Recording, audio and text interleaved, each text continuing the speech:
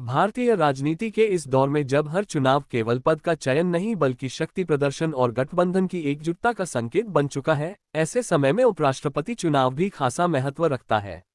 उपराष्ट्रपति का पद भले ही संवैधानिक रूप से उच्च सभापति का दायित्व निभाने वाला माना जाता हो, लेकिन इसका राजनीतिक संदेश कहीं गहरे तक जाता है। यही कारण है कि भाजपा ने अपने संसदीय बोर्ड की विशेष बैठक बुलाकर इस चुनाव को एक रणनीतिक अवसर के रूप में लिया है।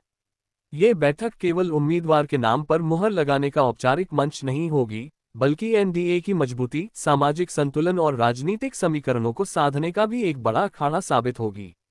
सूत्रों के मुताबिक रविवार 17 अगस्त को शाम 6 बजे भाजपा मुख्यालय में आयोजित इस बैठक में प्रधानमंत्री नरेंद्र मोदी, गृह मंत्री अमित शाह, रक्षा मंत्री राजनाथ सिंह और भाजपा अध्यक्ष जेपी नड्डा सहित सभी वरिष्ठ नेता मौजूद रहेंगे। संसदीय बोर्ड की इस अहम बैठक में एनडीए शासित राज्यों के मुख्यमंत्री और उपमुख्यमंत्री भी शामिल होंगे, ताकि उम्मीदवार के नामांकन को एकजुटता और शक्ति प्रदर्शन के रूप में सामने रखा जा सके। पार्टी की योजना है कि एनडीए उम्मीदवार का नामांकन 21 अगस्त को किया जाए और इसे एक राजनीतिक संदेश के तौर पर पूरे देश में प्रस्तुत किया जाए। ये चुनाव पूर्व उपराष्ट्रपति जगदीप धनखड़ के इस्तीफे के बाद हो रहा है, जिन्होंने स्वास्थ्य कारणों का हवाला देकर पद छोड़ा था। हालांकि विपक्षी खेमे में इसे लेकर कई तरह की अटकलें भी चल रही हैं। विपक्षी दलों का गठबंधन इंडिया अपने साझा उम्मीदवार की तलाश में जुटा है, लेकिन अभी तक कोई नाम सामने नहीं आया है।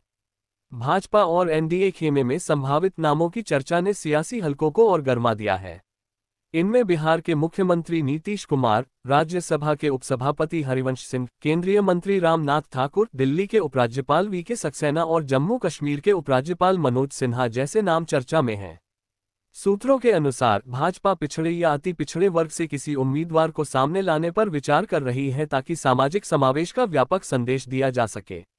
चुनाव आयोग द्वारा तय कार्यक्रम के अनुसार नामांकन दाखिल करने की अंतिम तिथि 21 अगस्त है, जबकि 22 अगस्त को नामांकन पत्रों की जांच होगी। 25 अगस्त तक उम्मीदवार नाम वापस ले सकते हैं और मतदान 9 सितंबर को होगा।